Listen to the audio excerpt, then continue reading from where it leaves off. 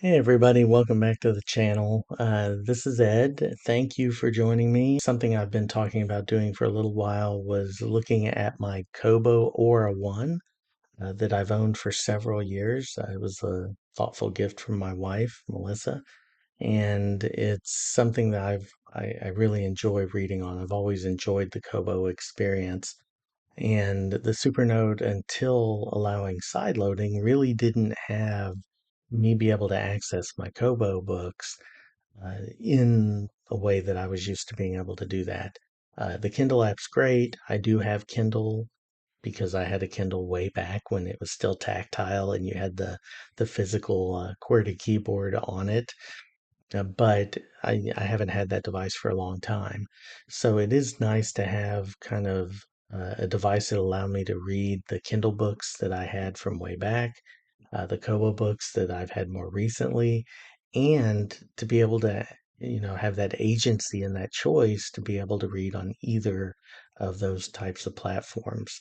And then once you add Overdrive or Libby to the mix, with the send to Kindle feature or being able to read it natively, it's a really nice to have. So now that Supernote is allowing that functionality, I kind of wanted to show you a recent use case. In this video, we're going to look at the Kobo. We're going to look at the Supernote. We're going to compare the apps a little bit, and we're going to talk about how I used them as I was on vacation. One primarily during the day with great light, that would be the Supernote, and the other when it was nighttime or getting close to bedtime, or when I was trying not to be too disruptive with light. The way that Kobo adjusts to natural ambient light is really cool. And on this device, it was kind of a new feature. Of course, that's been around for a while now. But without any further ado, let's go ahead and jump in. Right, so here we are with my Kobo Aura One and the Supernote A6X2, the Nomad.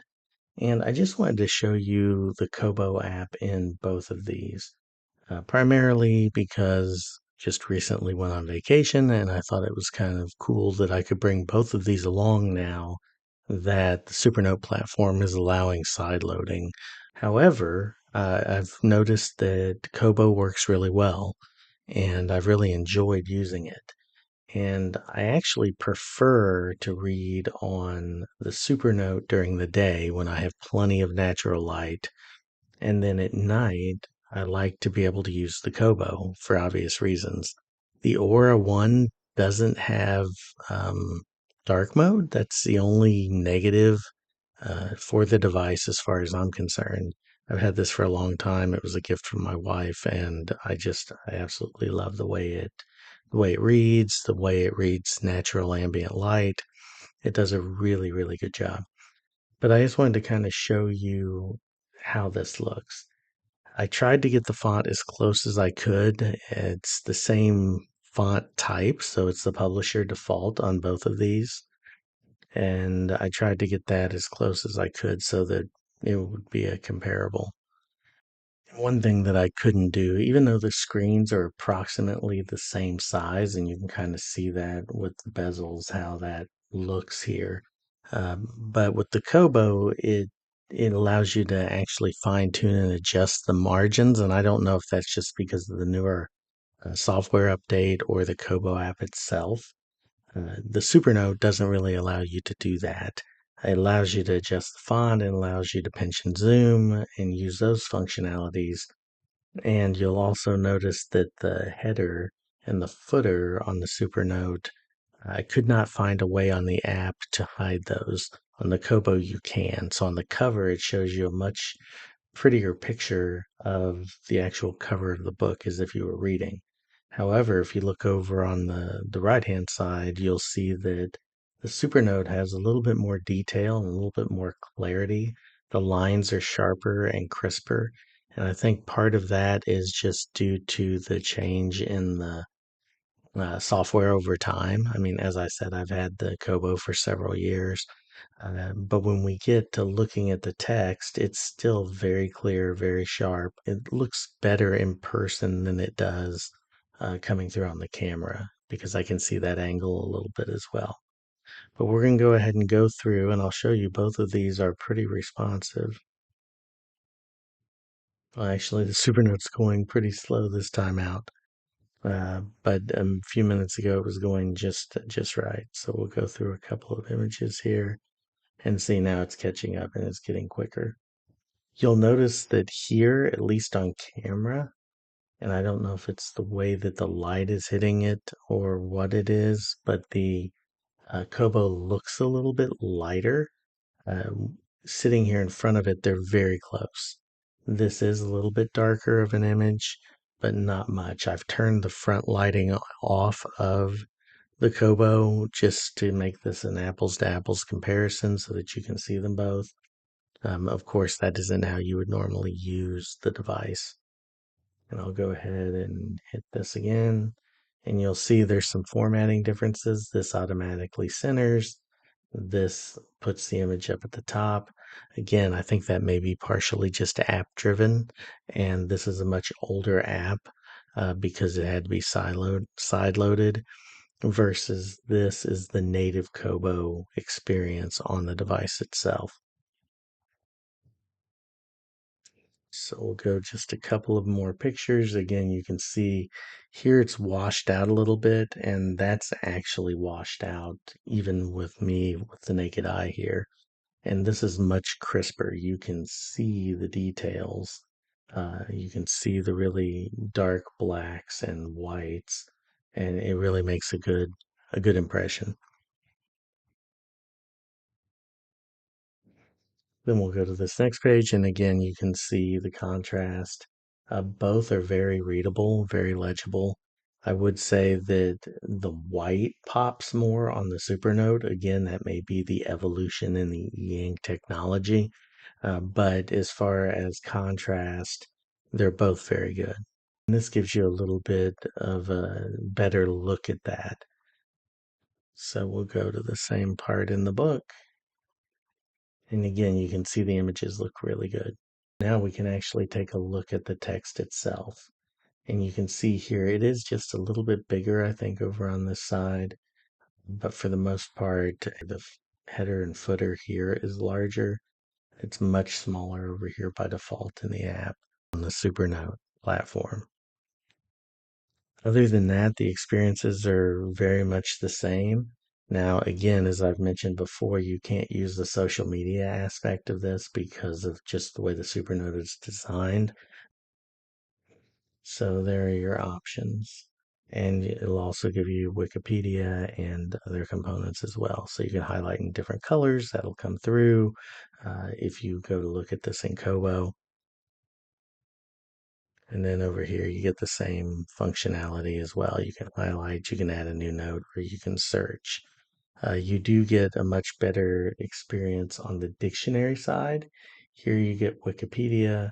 It's not quite as intuitive, and the onboard dictionary isn't there like you would expect in the Kobo experience.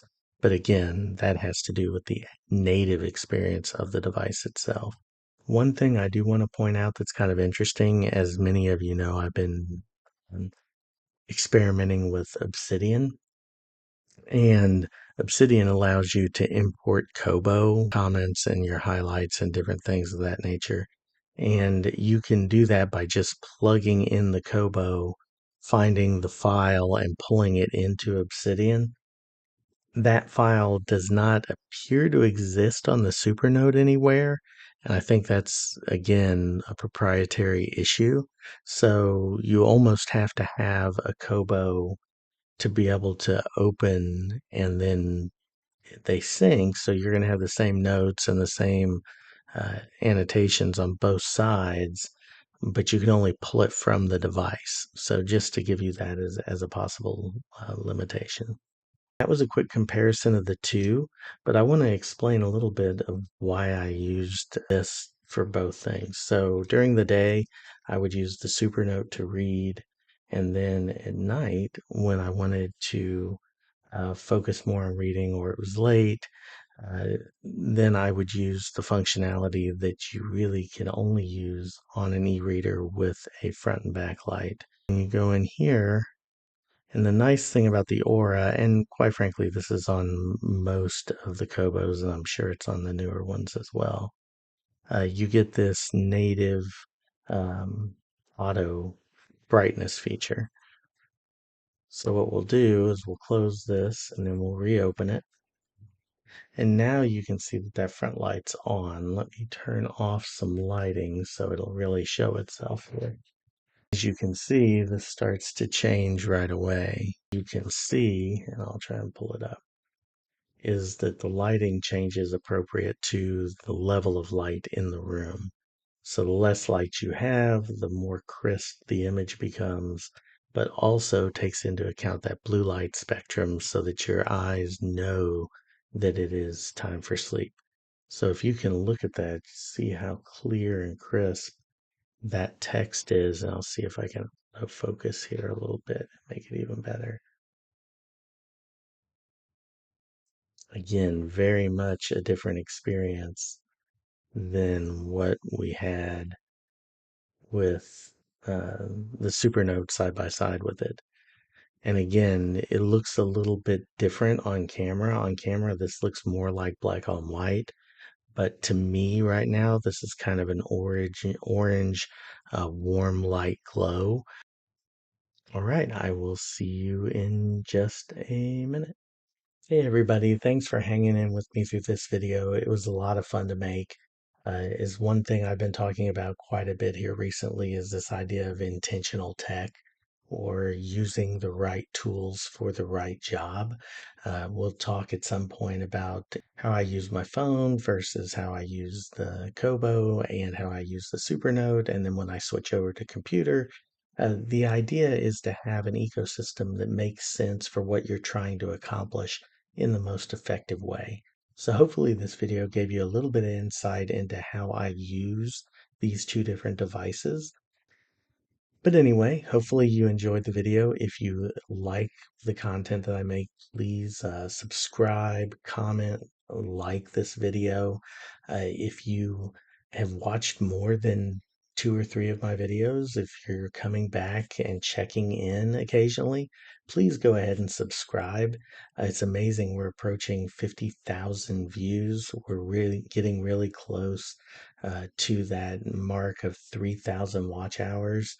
And this last video on the Supernote beta generated over 2,000 views in 48 hours. So thank you to everyone who is checking the channel out. But if you can like and subscribe and comment below, it'll really help me. And otherwise, thank you, and I will see you again soon.